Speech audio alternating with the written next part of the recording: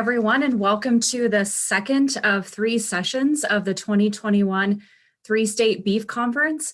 My name is Amy Schleicher. I'm a field specialist in livestock with University of Missouri Extension, and I'm headquartered in Atchison County, which is in the northwest corner of Missouri. It's so good to have you all here. I know some of you have attended the Three-State Beef Conference in the past, but if you're not familiar with it, this is our 36th conference, and our goal has always been to provide educational topics of importance to you in your beef cattle operations in our 3-state area of Southwest Iowa, Northwest Missouri, and Southeast Nebraska. Normally, this is a traveling program. We'll have a slate of speakers give the same program at 3 locations in Iowa, Missouri, and Nebraska over those 3 evenings. Because of COVID-19 and just restrictions and wanting to keep everybody safe, we decided to go to this online format. I know that's not ideal always, but we really appreciate you guys still being willing to join us for the program tonight. So this is a cooperative effort of University of Missouri Extension, Iowa State University Extension and Outreach, and University of Nebraska Extension. And my colleagues worked very hard to put together a great program for you all, and I want to recognize them. And I bet some of these faces are familiar to you. So representing Iowa State University Extension and Outreach are Erica Lundy and Chris Clark. Erica's in Adair County and Chris is in Lucas County, and they're both area beef specialists. Representing University of Missouri Extension includes Jenna Monig out of Mercer County, Sean Deering in Gentry County, and Jim Humphrey in Andrew County. And we're all livestock field specialists. And then finally, representing University of Nebraska Extension, Dr. Mary Dranowski. She's a state beef systems specialist at UNL. Dr. Casey McCarthy, she's a state beef cow-calf specialist at UNL, and Connor Beeler is a beef systems educator in Saunders County. So again, appreciate all of their efforts, and if you enjoyed tonight's program, make sure to tell them so. All right, so we know that the technology provides us with wonderful opportunities to connect, but unfortunately we do run into some hiccups sometimes. So if you do have any technical issues of any sort, we do have a support person available to you. So, and that's our committee member, Connor Beeler. His email and phone number there are on your screen. So you might jot those down if you have a piece of paper handy. I'll keep this slide up just for a minute while I tell you that we do want this program to be as interactive as possible. And so how we'll do that is we encourage you to ask questions and share your comments via the chat feature of Zoom. So if you're not familiar with Zoom or it's been a while since you've used it, you'll look for that button. That's the chat button.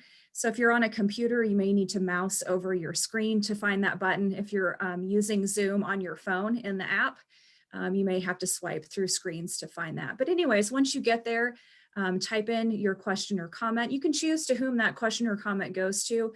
You can choose all panelists, and that means it just goes to our committee, or you can choose all panelists and attendees. And that means everyone will see your question or comment. When our speaker tonight gets done with his presentation, my colleague Jenna Monig will be sharing those questions and comments with our speaker, and then he'll answer those questions for you here in the live session. So hopefully that's doable with you guys. So again, just please share your questions and comments in the chat feature.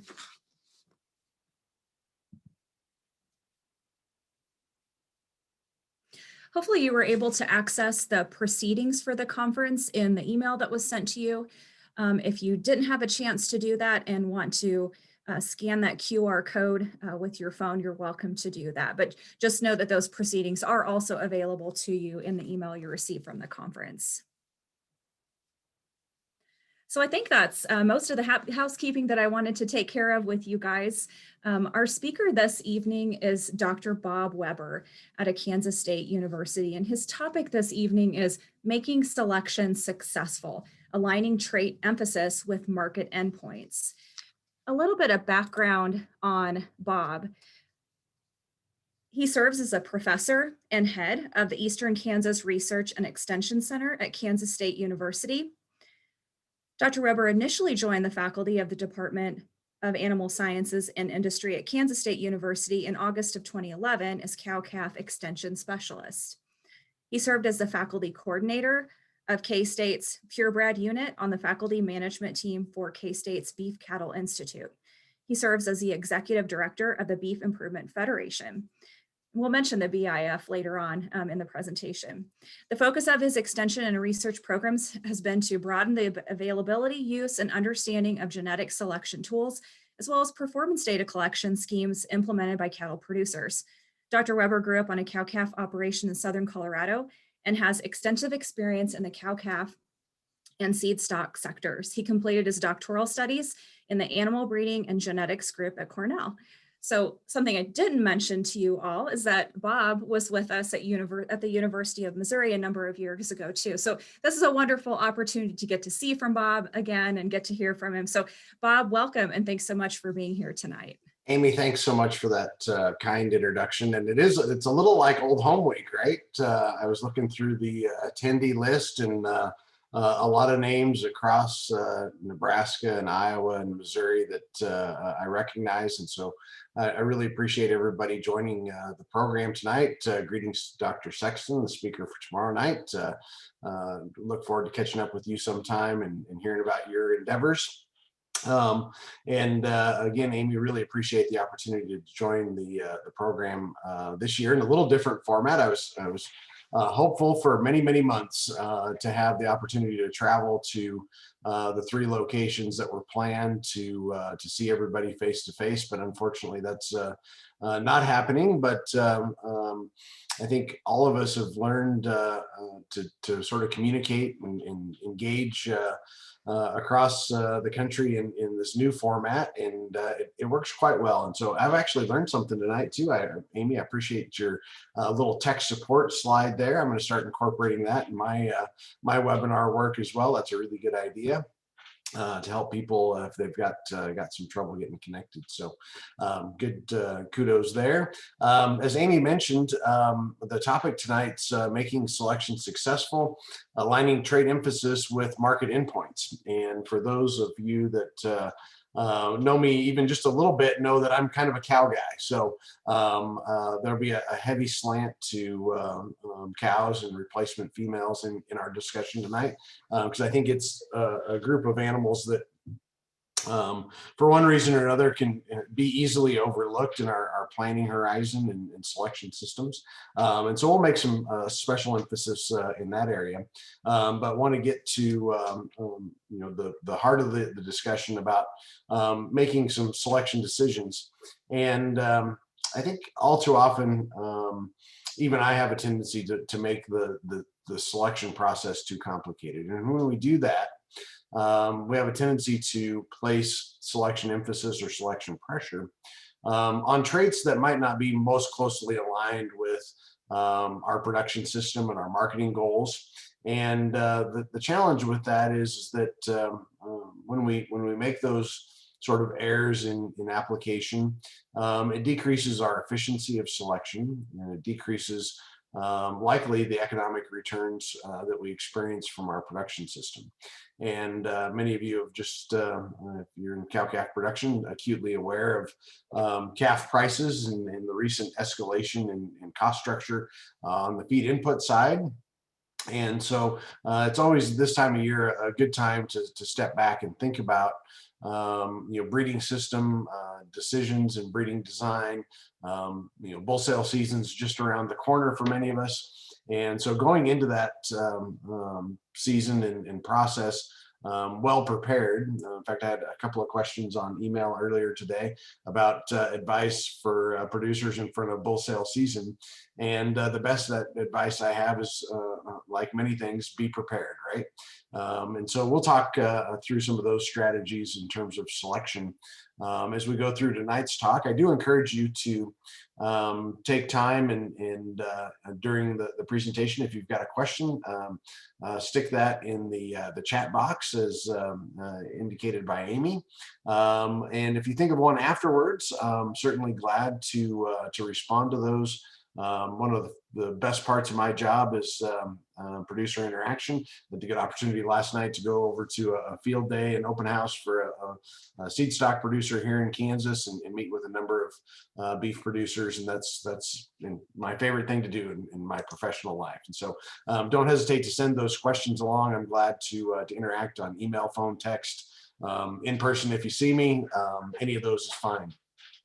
I do want to point to a couple of other resources because we'll have a good discussion, I hope, tonight, but it's one that will hopefully motivate you to spend some additional time in study and preparation for either modifications to your breeding system or alignment of your bull selection strategy.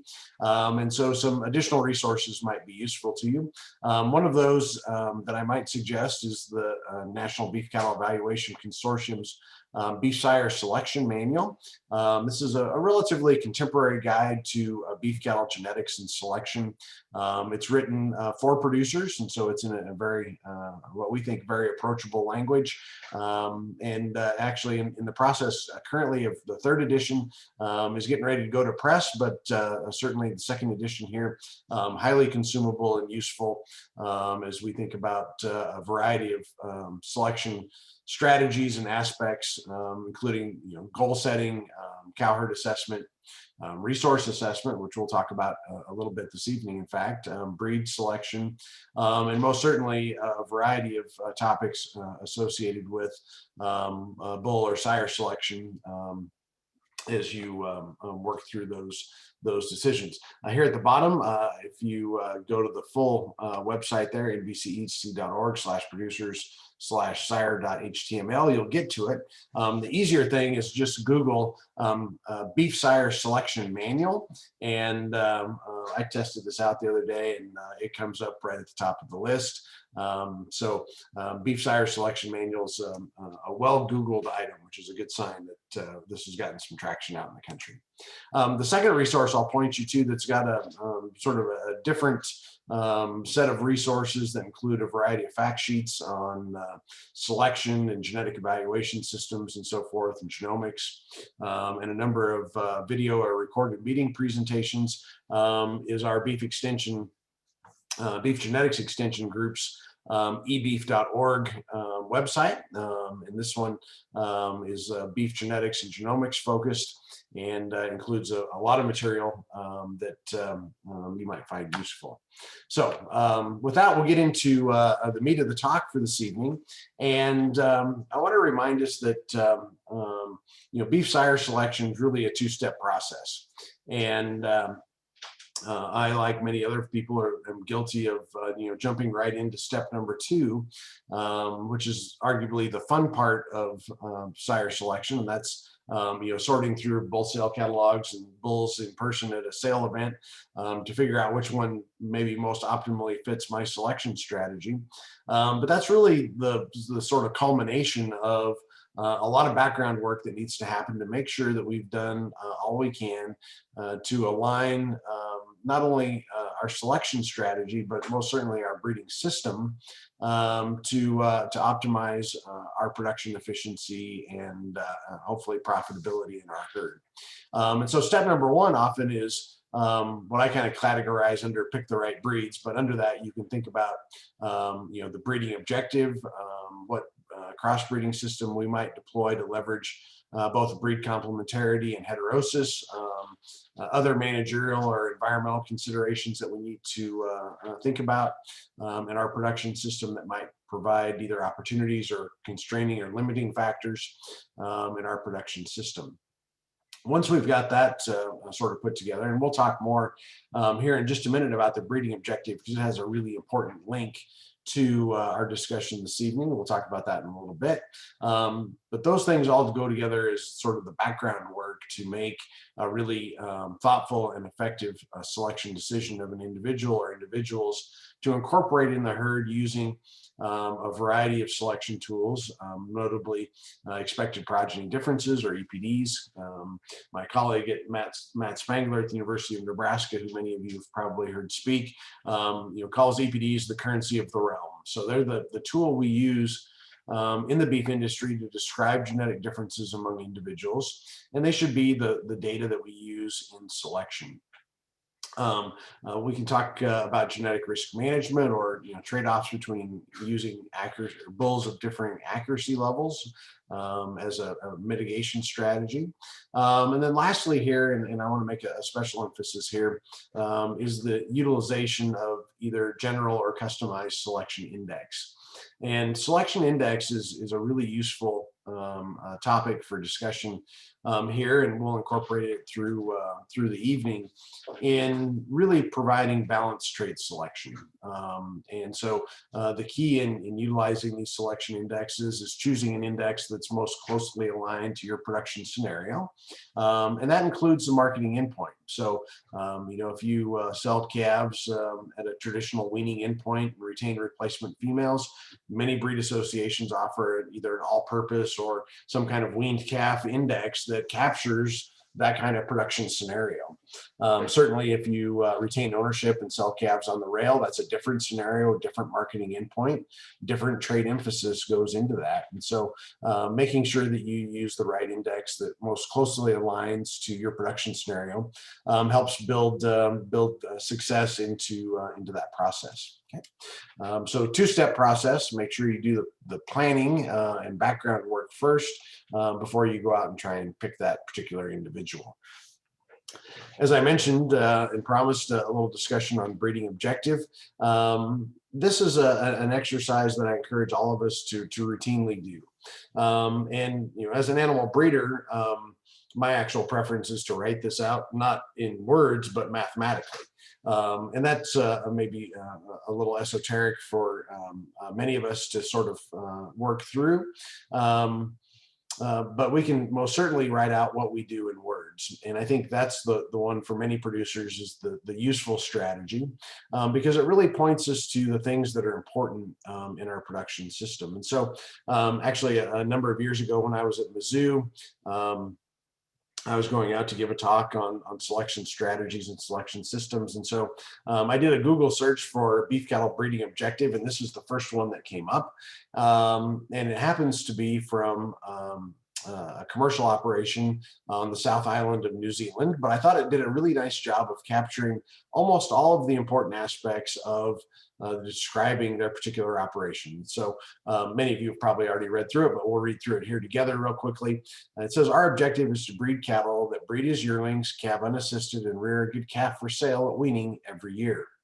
We aim to breed functional cattle that flesh easily and can forage on the hills over winter, but must have the temperament and soundness to be farmed intensively during calving and the breeding season. So many of you have probably starting to get a picture in your head, hopefully augmented a bit by my description of where this is at in your head about this operation. And it tells us a lot about what they do, okay? Their expectation in terms of reproduction is that they are fertile as young animals, so they breed as yearlings, okay? They calve unassisted. Their marketing endpoint is weaning, and so that's where they collect the bulk of the revenue for their operation. And it talks about temperament and soundness to be farmed intensively during calving and breeding season. So for those of you not familiar with this lingo, farmed intensively means that there's a lot of human interaction and labor availability during those periods of time. If they said farmed extensively, think maybe 2 or 3 section pastures in the arid pasture and rangelands of New Mexico, for example. That would be not much human interaction. Cows graze for months at a time, maybe without seeing a human. That's farmed extensively. Okay, so in this case, labor availability is pretty good. There is one thing though in this description that's missing that I encourage as you work through, and hopefully over the next day or two you'll take a minute with a cup of coffee and sit down at the kitchen table and work through your own herd's breeding objective. So the things to include are labor and resource constraints, marketing endpoint, reproductive performance expectations. And then one other thing that all cow-calf producers do, and that is replace females. And so make sure you include in your discussion how you plan to replace females in the herd.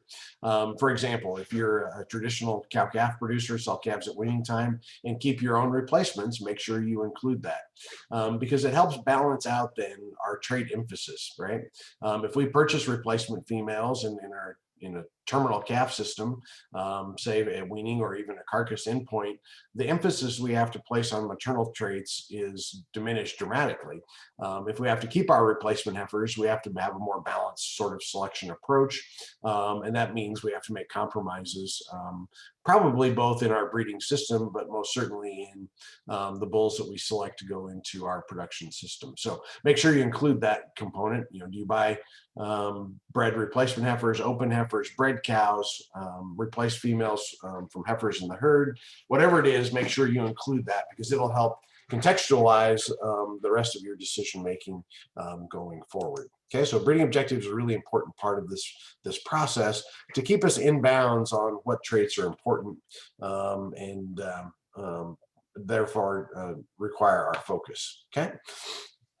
I want to spend just a minute here on production level considerations, and this is a slide adapted from Jim Gozy, who was a cow-calf extension specialist at the University of Nebraska for a long time and mentor to many of us, what are now not so young faculty members. But Dr. Gozy had a real knack for sort of boiling things down into understandable context. And this is one of the slides that I've adapted from him that I think is really useful to us. And it describes stress levels and production levels that are appropriate for different environmental production constraints or situations. And so we'll start on the left with feed availability, classified as either high or low, and then level of stress, low or high. And we can think about low stress environments are ones where we don't have maybe extreme temperature levels or extreme levels of parasitism from either ticks or lice or worms, things like that may have a negative influence on animal productivity. You could think about maybe if you're in highly infected fescue pasture situation, that would create a high stress environment. A low stress environment might be grazing novel endophyte pastures or other tame grass sort of range situations that provide much better or lower environmental stress, if you will.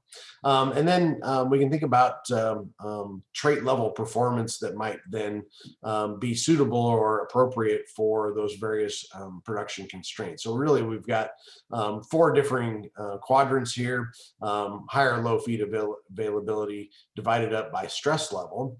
And as you look through there, you can see, as feed availability and stress, as feed availability goes up and stress is low, we can likely tolerate moderate to high levels of lactation.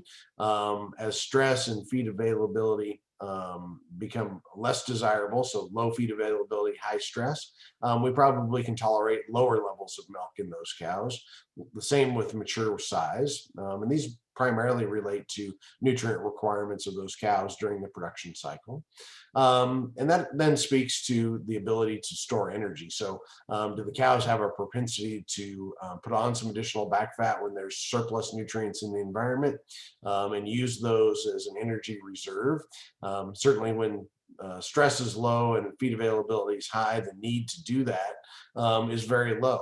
But we can think about maybe Gulf Coast environments or a desert Southwest where there's extreme shifts in forage availability or quality or stress. Then the ability to store energy becomes very important to maintain reproductive performance and cyclicity in those cows. Yeah, you can see through the remaining columns there: resistance to stress and calving ease and lean yield sort of correspond then to these differing levels of feed availability and stress, likely as many of you would assume. Okay, and so this is an important part to think through about your production environment to sort of provide that background context for our selection decisions. And to that end, many times we get to a spot, and this is, I think, a perennial debate about what is the best beef cow. or what is the ideal beef cow? And certainly there's many different definitions out there. But I think many of us can agree there's a criteria or short list of the musts or the have tos. And those are minimal maintenance requirements, but carry enough body condition to withstand feed shortages. So they have that environmental adaptability. They produce enough milk to raise a good, healthy calf. Notice here that's not maximum lactation. We know that's a very expensive metabolic process and can result in some cases in lower reproductive rates in cows, in stressed environments or low feed environments. Okay. Most importantly, it's a cow that gets pregnant on time every time. Right. A live calf, almost regardless of weight, is more valuable than no calf. And so that reproductive efficiency has to be a focus of our production system, because the whole system depends on a live calf making it to some marketing endpoint. Okay. And then lastly, here has excellent maternal characteristics. So we can talk about, some of the, what used to be called convenience traits, I call essential traits now, teat and udder quality, feet and legs, teeth, disposition, or temperament.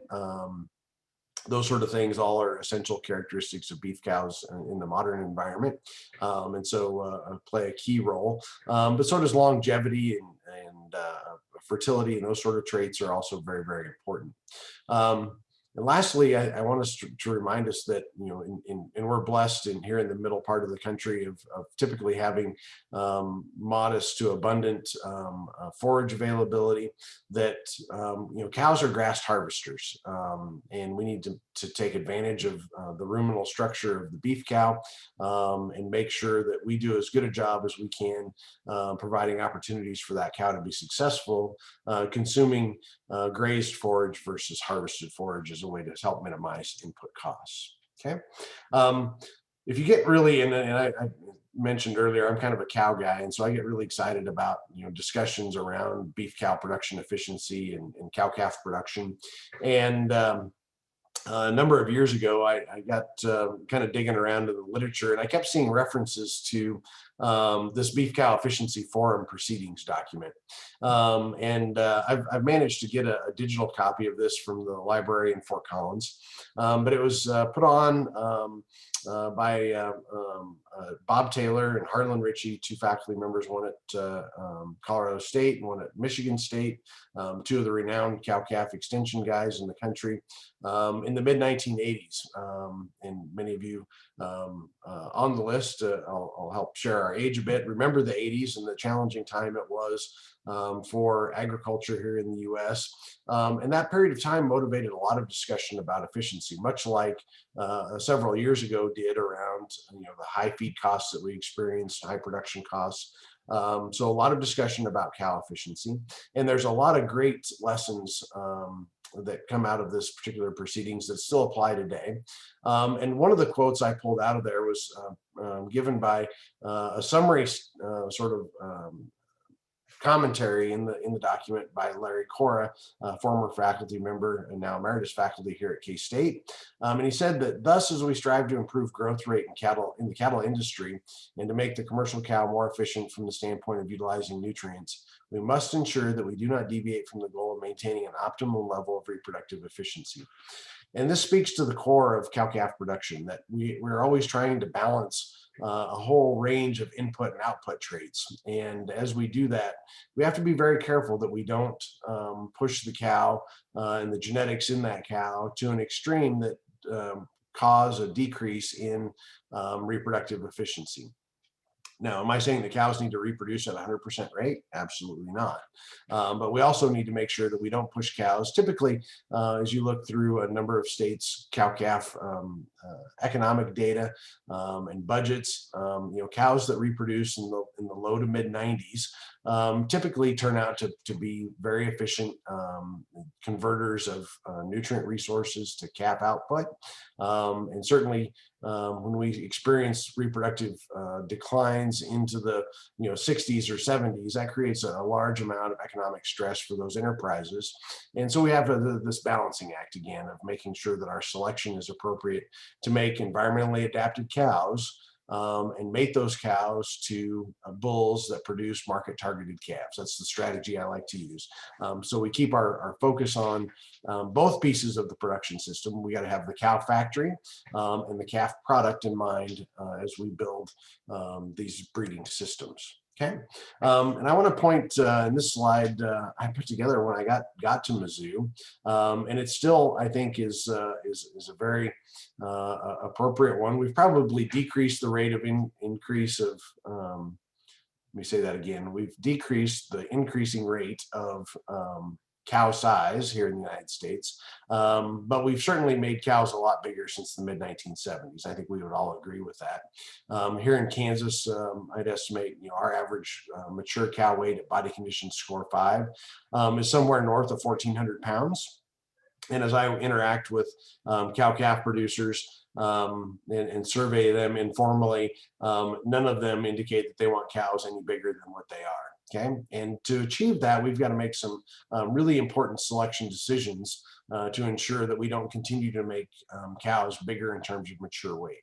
And you might ask, well, we've made them bigger, but what's the consequence of that? Well, part of that consequence is increased maintenance requirement. This is a slide that I also helped assemble. It was mostly data that was compiled by Dr. Casey Olson, who was at Mizzou at the time, now at K-State as well, that describe the differences in nutrient requirement through the production cycle of different body weight and lactation potentials in beef cows. And so the three columns here, or three sets of columns, represent 1,000, 1,200, and 1,400 pound cows. Certainly, I think most of us mature cow weights average probably close to 1,400, but this illustrates the differences as we have increased body weight and lactation over time. So the different colored bars represent low, medium, and high lactation. And arguably many of the breeds that are popular in the US today would fall into either the medium or the high lactation levels currently in terms of genetic potential. And so we can see as we go increase mature weight and or increase lactation potential, we dramatically increase the nutrient requirements of these beef cows. So taken together, if you go from the low milk 1,000 pound cow to the high milk 1,400 pound cow, that's about a 43% change in nutrient requirement during the production cycle. If you go figure out how many calories that is and converted it into a common feed stuff. I like to use number 2 yellow corn because most of us know what that looks like and what it means in terms of feeding. That nutrient difference is equivalent to about within 1 bushel of 1 ton of number 2 yellow corn, okay, per year, per cow. Okay, so if you've got 200 cows that are 1,400 high milk cows versus 1,000 pound low milk cows, that's 200 ton of corn difference, energy difference through that production year. If we convert that to grazed forage or rolled up prairie hay, the tonnage number becomes really astronomical. And so it's important for us to consider then the consequence of our selection decisions that drive either directly or through correlated response increases in either mature weight or lactation potential, because these two determine the maintenance requirements of our cows and a bulk of the cost. So remember, over half the calories consumed in the beef value chain from end to end go to cow maintenance costs. And so we can't ignore the impact that selection has on cows. And I think many producers are becoming more and more acutely aware of maybe the amount of neglect those females have observed over time. Many producers talk about decreased stocking rates and carrying capacities or decreased reproductive rates in their cows. And much of that's driven by this change in maintenance requirement. Okay. This speaks then to one of the sort of core paradigms of our production system. And we'll focus here for just a minute on the relationship of individual versus herd level performance. So what I want to do is get us out of the mentality and sort of natural proclivity of many of us to think about individual animal performance and think about herd or system level performance. Okay, so the story goes like this. We know that the relationship between the mature weight of beef cows and average calf weaning weight is positive, right? So as cows get bigger, they have a tendency to wean heavier calves. Okay, that's the presumption many of us have operated under for literally decades. Okay, and that's in general a true statement. And we can argue a bit depending on where you are geographically about how much response we get in terms of as 100 weights of body, or as we increase cow weight by 100 pounds, how much calf weight do we get? Dr. Dave Lallman, Oklahoma State, has done some recent work in the last few years that's estimated that to be somewhere between maybe 6 to 12 pounds of calf weight for every pounds of cow weight. So you can start thinking through, well, if I only get, let's say 10 for easy math, pounds of calf weight for 100 pounds of cow weight, does that revenue generated pay for the additional maintenance cost of the cow? What if the cows are 300 pounds heavier? Does 18 or 30 pounds of calf weight pay the bill? Okay, that's one good set of questions. The other way to think about this from the herd or system level approach that I encourage us to really think about is if you look in the data, what we know is that as the mature weight of beef cows goes up, a really important beef production metrics declines. And that metric is the one that we should use for cow-calf production efficiency, and that's weaning weight produced per cow exposed, okay? And so we know as cow weights get heavier, weaning weight per cow exposed goes down. Well, why is that? Well, one of the reasons that phenomena exists is that the heavier cows begin outstripping the nutrient availability and decrease their reproductive rate. Okay, and so when that starts to happen, we see this diminishing return of weaning weight per cow exposed. We have more opens, and those open cows obviously contribute 0 to the weaning weight sum from the herd, and weaning weight per cow exposed goes down. Okay. So back to the Beef Cow Efficiency Forum from 1984, sager words never spoken by any cowman than this. Efficiency has to be viewed from an operational standpoint and not from a per cow or per steer basis. Quote from Steve Radakovich, who many of you in Iowa know is a great systems thinker in the cow-calf space, and really, I think, highlights the importance of our perspective in cow-calf production. We have it's very, very easy to fall into the what do my individual calves do versus taking the time to collect the data and understand metrics like weaning weight per cow exposed and the decision making that works to optimize weaning weight per cow exposed in our production operation versus just maximizing calf weaning weight. Those two decision streams take you down dramatically different and substantially differently profitable tracks. Okay, so we can ask ourselves, well, what do we do? As a cow-calf producer, do we continue to work to change the environment to fit our cows? Or do we draw a line in the sand and take a different path? And that is to change the cows to fit our production environment. And as I interact with cow-calf producers, this is becoming a more frequent conversation about, how do I make my cows more adaptable? How do I make them fit my production environment more suitably and do a better job in terms of weaning weight per cow exposed. And we'll talk about that as one of the strategies here moving forward. I want to remind us real quickly that the fundamentals of beef production profit is revenue minus cost, right? So we've got to think through not only the things that generate revenue in our operation, but what are the cost centers and what things contribute to losses in productivity or production that decrease our cow-calf production efficiency and therefore erode profit. Okay, it turns out the revenue things are the easy ones to measure, right? We get a check from the sale barn or the packing house that basically quantifies our productivity in terms of dollars. The costs are the hard ones to measure, right? They're the ones that take a lot of time to either spend time doing accounting work, which almost nobody likes to do, or doing the record analysis to understand, where the sweet spot is in terms of cow size and lactation potential in our particular production operation.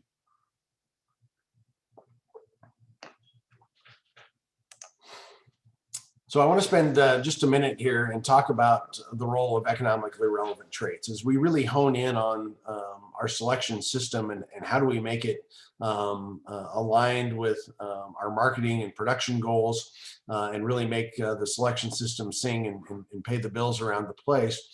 We have to understand this concept of economically relevant traits so we can focus on them. And so an ERT, for short, is a trait that has a direct cost or return associated with it. Okay, and so they are the ones that either drive revenue or drive cost or describe cost in our production system. Traits that are correlated to ERTs are what we call indicator traits. And so they're maybe genetically related to an ERT, but not the ERT itself. So as an example, is birth weight or calving ease the economically relevant trait? Okay, let's think through this for a second.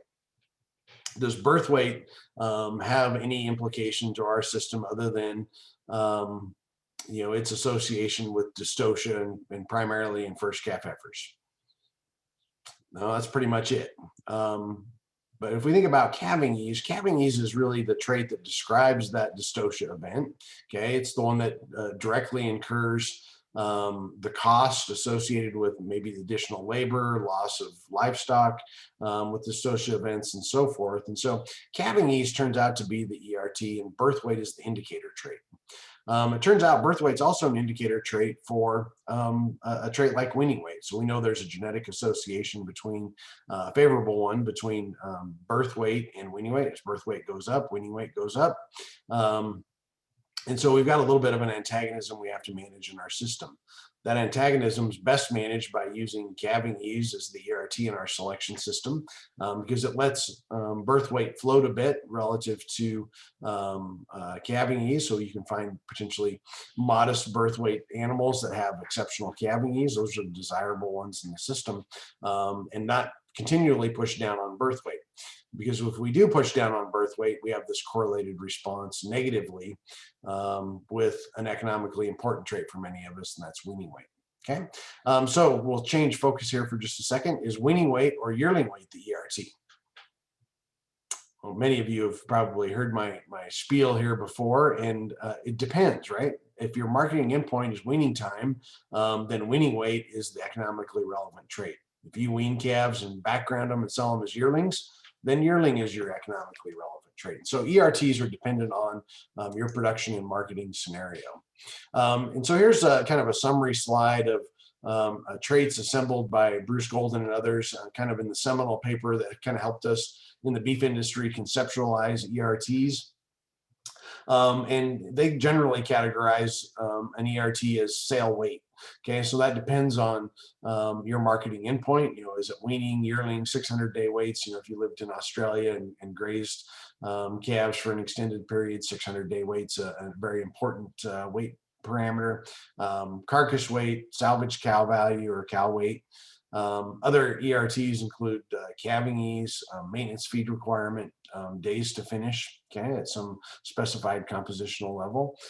Indicator traits then are ones that are related to these that fall into the non-ERT or indicator list here. So 205-day weight, 365-day weight, potentially carcass weight if carcass isn't the endpoint, birth weight, and so on. So as you think through your own production system, you can probably go through what's now a very long list of EPDs provided by many of the US beef breeds and start to classify each of those as either an ERT or an indicator trait for your particular production operation. And that's a really important thing to do.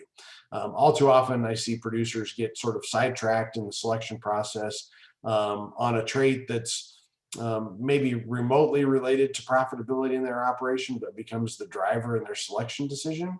And as you might guess, that leads to mistakes in good sire selection. Okay. And I want to point out sort of the difference in emphasis and how big it can be. This is a result of some work done in the mid-1990s by Brian Melton at Iowa State. And he looked at, well, what are the relative economic weights for a traditional beef firm between the traits of reproduction, growth, and end product? Okay. At that point in time, he estimated those to be 10 to 5 to 1. So reproduction was 10 times as important as in product, and twice as important as growth traits in a traditional beef farm where we keep replacement heifers and sell calves at weaning time. Okay, so reproduction was really, really important. Growth of calves was important. In product and carcass merit, not unimportant, but just relatively less important than these other aspects.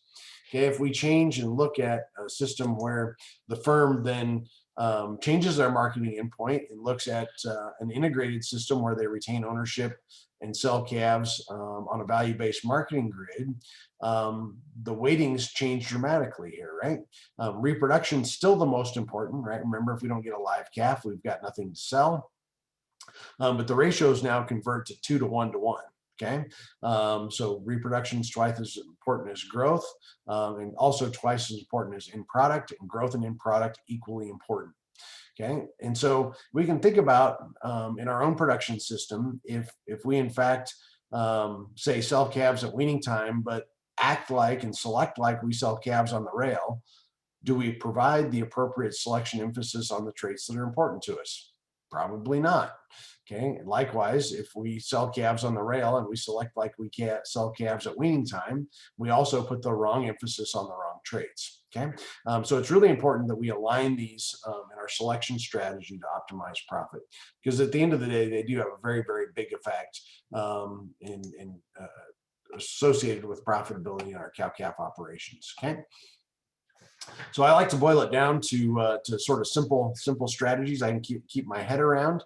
And so I've divided up the scenarios here into really sort of 4 quadrants. Okay, so we'll have either sell calves at weaning or on the rail, and then a variety of replacement heifer strategies underneath that. So this one's the traditional operation. We sell calves at weaning. If we can purchase crossbred replacement heifers, we can select terminally, right? The bulls that we buy can be terminal focused, probably modest in calving ease if we're buying replacement heifers, but certainly if we buy bred heifers, we can sort of add to the gas or step on the pedal a little bit in terms of growth and carcass merit or growth and performance in those calves to sell at a weaning endpoint. If we raise our own replacement heifers, we have to think balance though, right? We've got to continue to put emphasis on the maternal traits because we're keeping replacement females in our herd.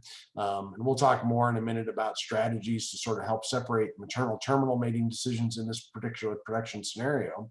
But if we're trying to use one bull to do everything, if we're a small producer, say with 30 cows, that bull has to do everything, and that means we've got to make compromises in lots of spaces. Okay, so we've got to have calving ease, easy fleshing, moderate milk, moderate growth to make sure that that cow is as optimal as she can be for the production environment, likely giving up some performance on the calf side. Okay, many times we have to think about and should think about downstream users of our products, and that means we can't ignore carcass merit in those scenarios. Certainly if you go look at the current trends in choice select spread, making select carcasses is not a very profitable strategy at present. And so making sure we think through appropriate levels of carcass merit in that selection decision is still a useful component. We just don't need to put all of our selection emphasis on there.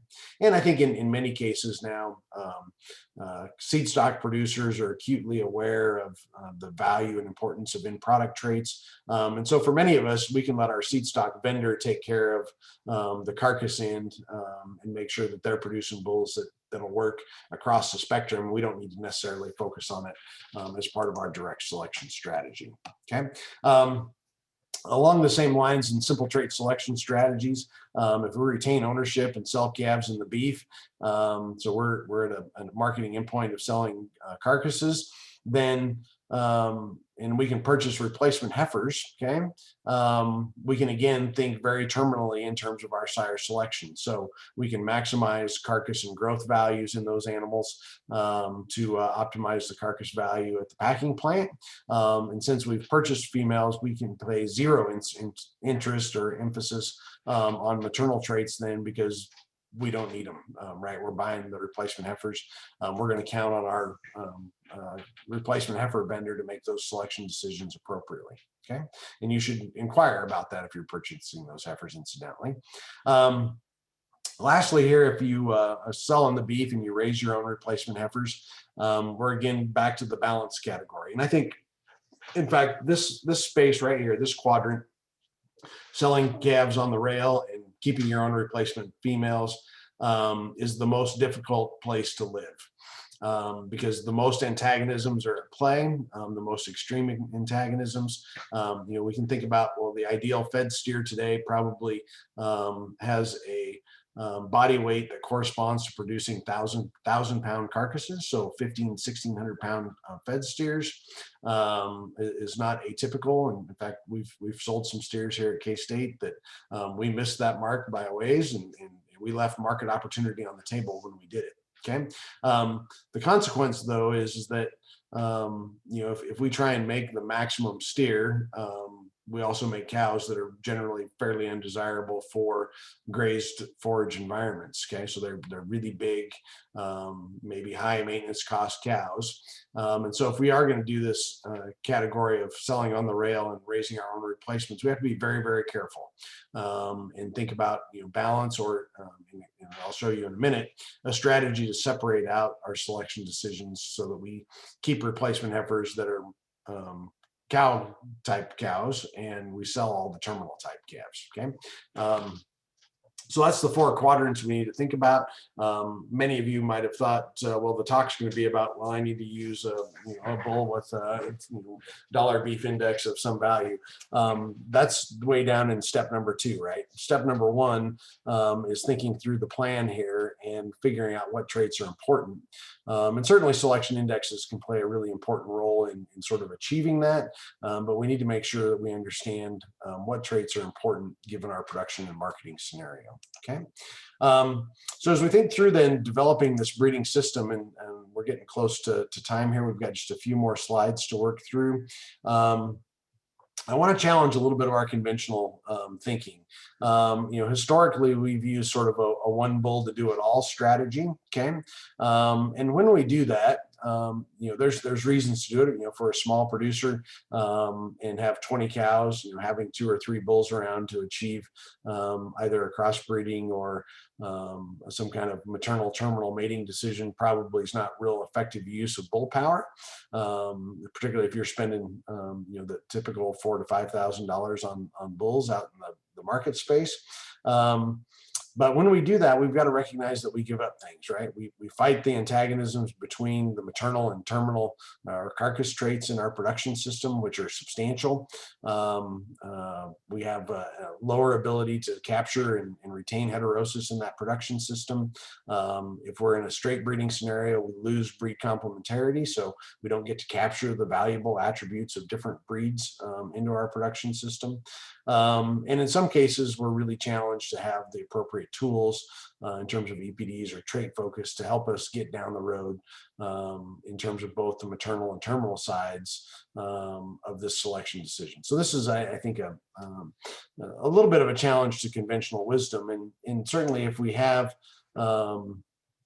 the scale in our production system, what we really should think about is, well, how do we make replacement females that are environmentally adapted and really efficient beef cows, so they do a good job using grazed forage resources and so forth?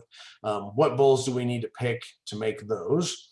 And I encourage us to think creatively here, right? So we can use AI systems, synchronization protocols, gender sort semen perhaps, to build very targeted, very highly selected replacement females, and then use a different set of bulls to actually terminally mate those cows to produce the product that we ultimately sell, whether that's weaned calves or carcasses on the rail.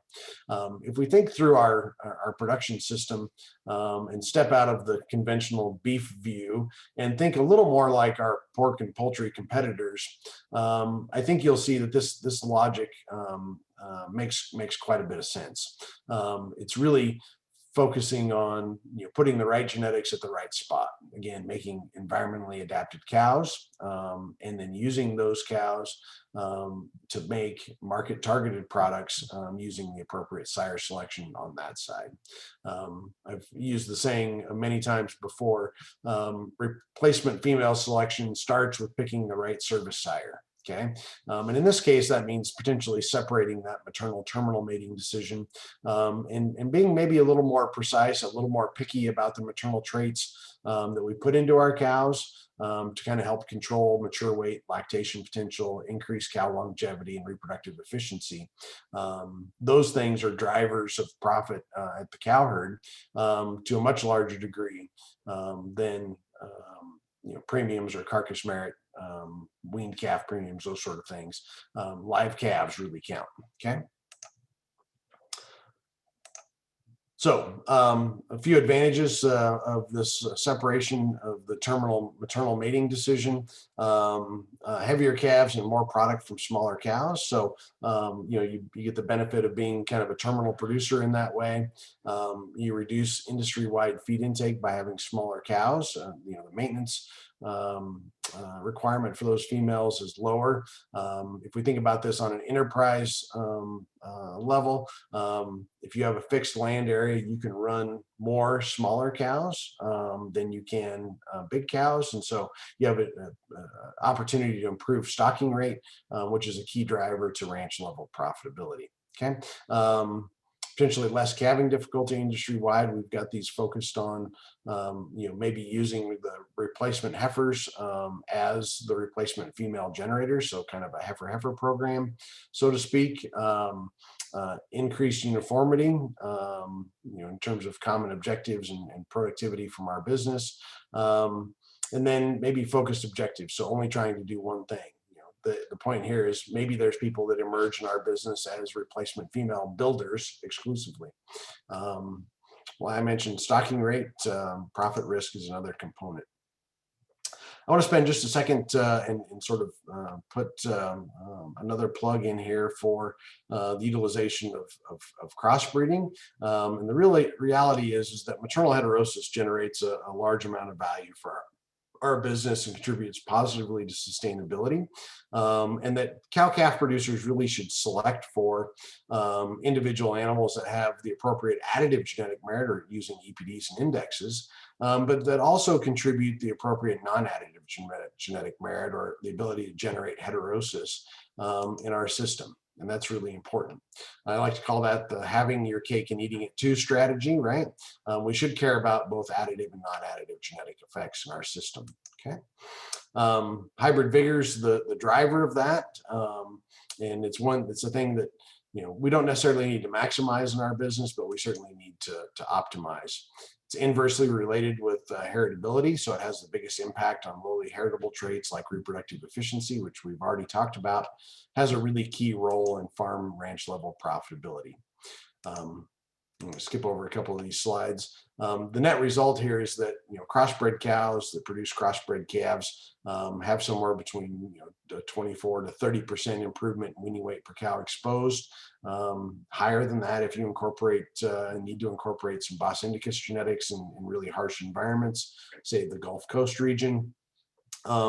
This is free lunch, right? And so we need to make sure we think through this, and if we're going to give it away, that we've got a revenue stream that supplants that loss in productivity.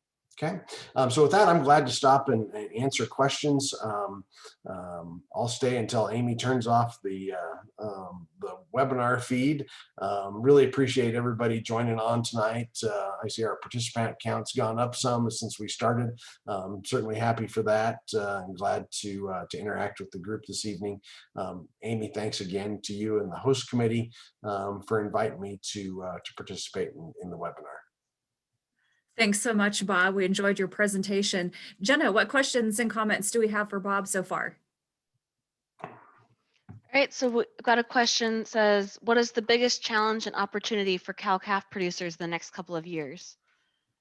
Oh, great question. And I panicked for just a second. I looked up and I saw 72, and I noticed that was the participant count. I thought it was the count of the chat questions for a minute. So I'm relieved that that was participants.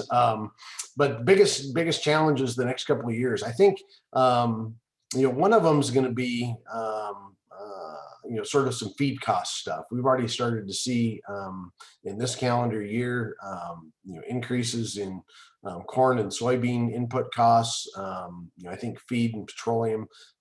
It'll be interesting to see how the new administration manages fossil fuel resources and greenhouse gas emission issues, and how that trickles down to livestock production. So I think input costs are going to continue to be a real challenge for us. I think we are fortunately to a spot in the cattle cycle where we'll see we've kind of maybe reached some peak outputs. So we'll see some increases here in calf prices.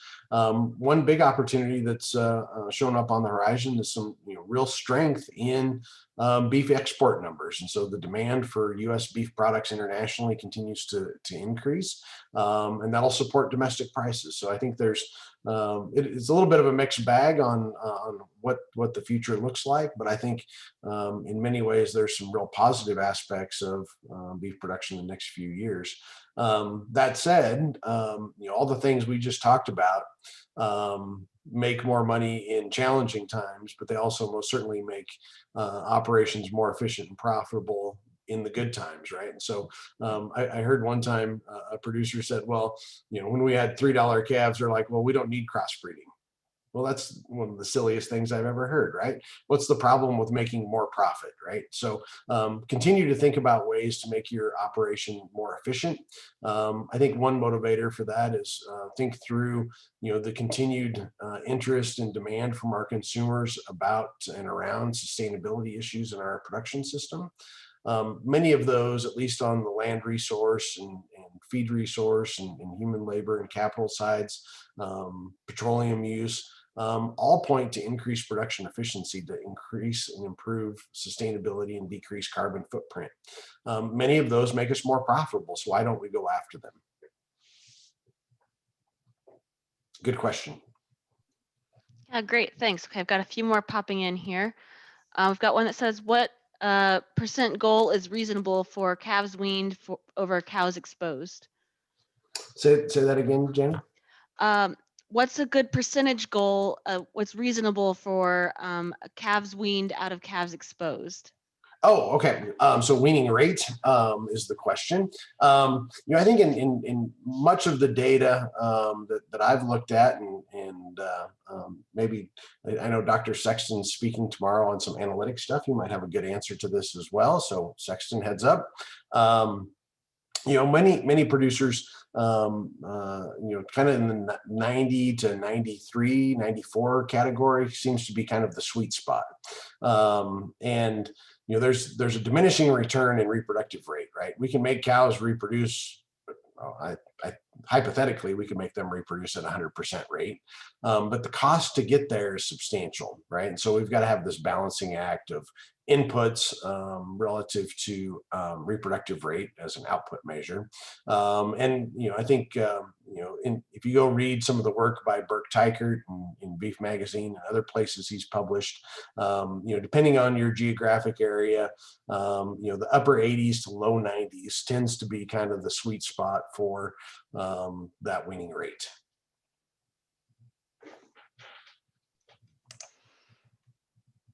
Okay, our next question is, there's an increased interest in composite bulls. It's a bit of an odd question, but do they breed as true as purebreds, or are they more variable? Great question. So if you go look in the Clay Center data, the progeny of crossbred animals are not more variable in terms of quantitative traits or phenotypes for traits like weaning weight or yearling weight than their straight bred counterparts are. And that's largely due to the sampling of the genetic material that went into them. So really no trade-offs in calf variability from a performance side as you compare say the weaning weights between crossbred and straight bred calves out of crossbred or straight bred sires.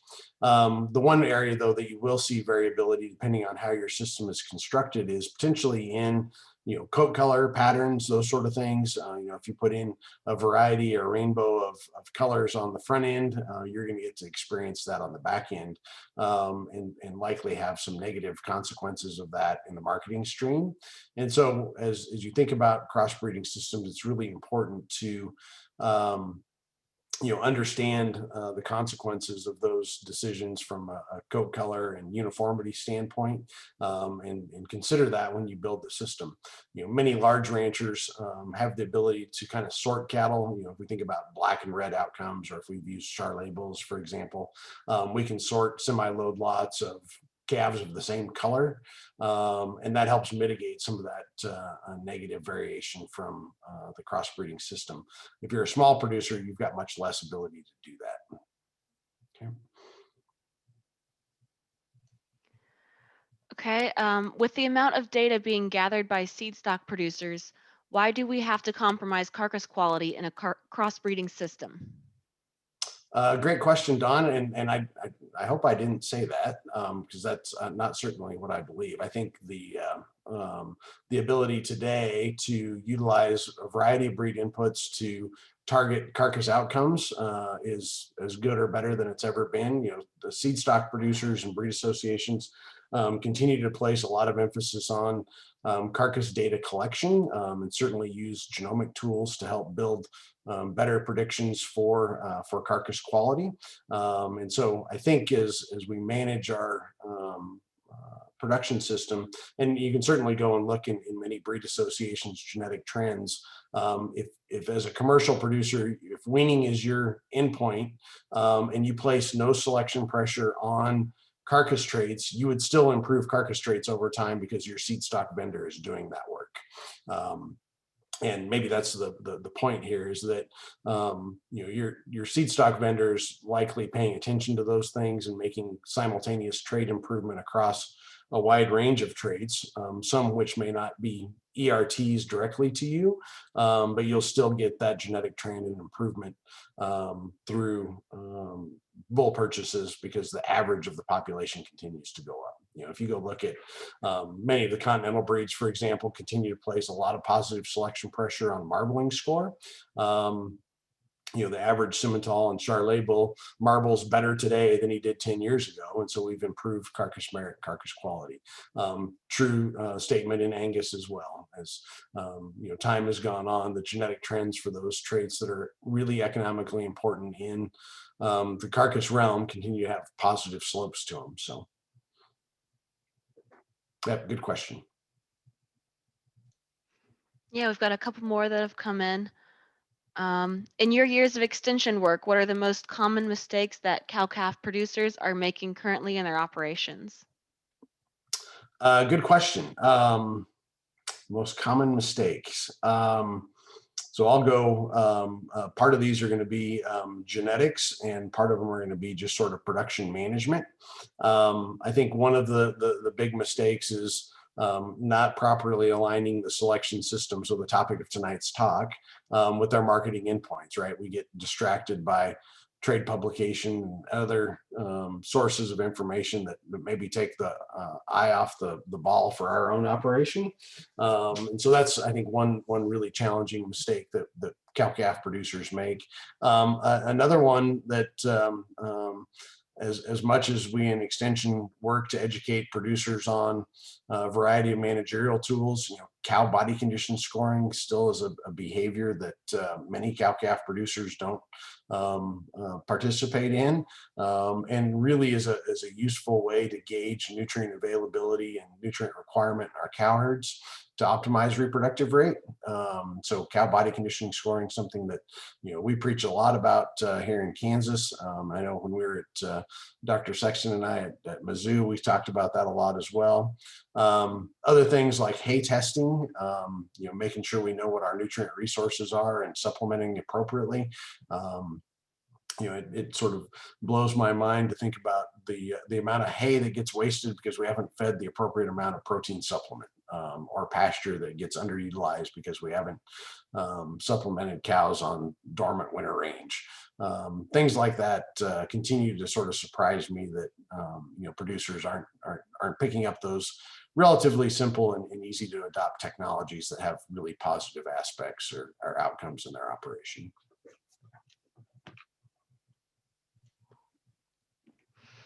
Okay, next one is, if selecting for smaller, more efficient cows and breeding them with terminal sires, do you get concerned at all about dystocia? We should be able to use calving ease EPDs to manage this to some extent, but where is that limit on how small we go with the cows versus how aggressive with terminal traits on the bulls? Yeah, great question. And I think, when I talk about making cows smaller, I'm talking about making, like, well, at least in this eastern part of Kansas, the optimal cow size is somewhere probably 12 to 1,300 pounds, maybe in the mid 11s. But an 1,100-pound cow can still have an 80-pound calf pretty easily.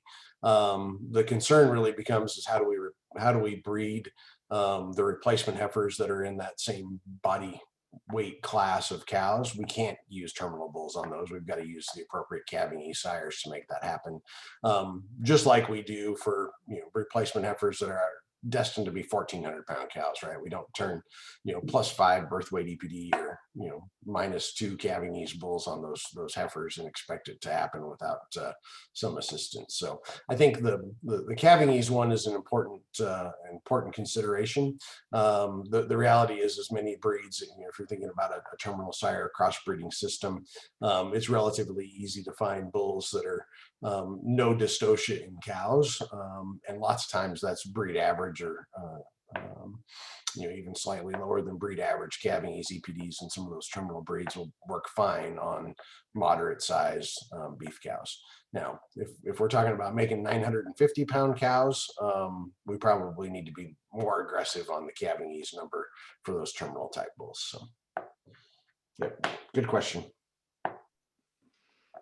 Okay, I think I'm down to my last question for the night, and it's a follow-up with the composite question we had earlier. Okay. If we look at composites or crossbreds, but from a female side, crossbreds like F1 baldies, limb flex, balancers, etc., have become almost the norm. Is there a top threshold where we lose heterosis value after 3 or 4 breeds are combined to make a composite female? So great question. So if we think about, and this will take just a second to answer, so if we take say a balancer, which is we'll use half Gelbvieh, half Angus as the breed composition here. When we make the F1 Gelbvieh Angus cross female, the F1 has 100% maternal heterosis. When we mate that female, interstate mate her to another F1 to create the F2, and then in subsequent generations, we've combined those two breeds again. We decrease the heterosis by 50%. So they have the stabilized hybrid breeding systems produce, the 2-breed ones, half the heterosis of the F1 that's that 2-breed composite. Okay. But they do that in perpetuity, so long as we sort of avoid inbreeding in the system and keep the breed fractions half and half in the input genetics. We keep half the heterosis of the F1 in perpetuity. Clay Center data is very clear on that. The reality is that as we add breeds, we actually, in a stabilized composite or hybrid system, we actually increase the amount of heterosis. So a 4-breed composite with equal breed fractions, so quarter, quarter, quarter, quarter, actually generates about, if I remember the literature right, about 82 or 83% of the heterosis of an F1 breeding program. Okay, and that 4-breed composite was one for a period of time in the industry. It was very popular because it approached the heterosis generation of the F1, but you could do it very simply in perpetuity because you mated 4-breed composite bulls to 4-breed composite cows. It's just like straight breeding from that standpoint. You have to do any rotational record. You don't do any of that, right? You just turn the bulls out with the cows. And so actually, as the breed count goes up and you keep breed fractions equal, the amount of heterosis in the system goes up, because the probability of having pairs of alleles that are from the same breed goes down as you increase breed count. That's why the heterosis goes up. So great question. Hopefully that was a great answer. I'm not sure it was, but. Yeah, that was great. And I did have one more last question come in, and then we'll Awesome. probably cut it off for the night. So it says, do we not need individual animal information aggregated to the herd information to make selection and culling decisions? Yeah, good question. I think we do, and I suspect this is going back to my point about individual calf performance versus herd level performance metrics. And the reality is we've got to measure a certain amount of data in our herd to make good managerial decisions. Okay, do we need individual calf weaning weights? I would say, unless you're making individual cow culling decisions based on individual calf weaning weights, which I would not advise, you don't need individual calf weaning weights at the commercial level. What you do need is aggregate or draft level weights of what the net amount of, or the gross amount of weaning weight produced in your operation was. To calculate weaning weight per cow exposed, you don't need individual weaning weights, you need gross weaning weight. Okay, and then you need good herd records about, well, how many cows did I turn out with bulls last fall, and how many calves did I get to weaning this year. Okay, so I'd encourage you, if you're interested in sort of cow herd and cow calf production system record keeping, start to explore the SPA production record systems. SPA EZ is a good one to approach, and so many of the state extension systems have at least somebody in the system that's passionate about that. I know in our system, Dr. Sandy Johnson writes a lot about herd level record keeping, much of it with a sort of a reproductive flair, but really gets at what are the essential metrics to capture from a cow calf production system. And frequently it doesn't require individual animal records per se. It does require some good herd level aggregate record keeping. Okay, great. Thank you. That answers all the questions I have tonight. Thanks for your presentation and answering all of those. And I'll go ahead and hand it back over to Amy to wrap us up tonight and give us a few last minute reminders. Thanks so much, Jenna, for that. And Bob, if you could stop sharing your screen real quick. Sure. I'm going to share a few last slides. Thank you so much for your presentation tonight. On our theme of, the whole conference theme was making dollars out of decisions. And it was great to have kind of that genetics angle, thinking about those selection decisions and breeding programs and how they help producers achieve those additional dollars. All right, folks. So before we let you go, just wanted to share a few last things for you. Wanted to mention it's an extension program, therefore we have an evaluation, right? And so the evaluation will be coming to you via email. So please watch for that. We do really actually read your comments and take your suggestions for future programs. So please, if you would have a few minutes when you receive that to share your comments, we would so appreciate that.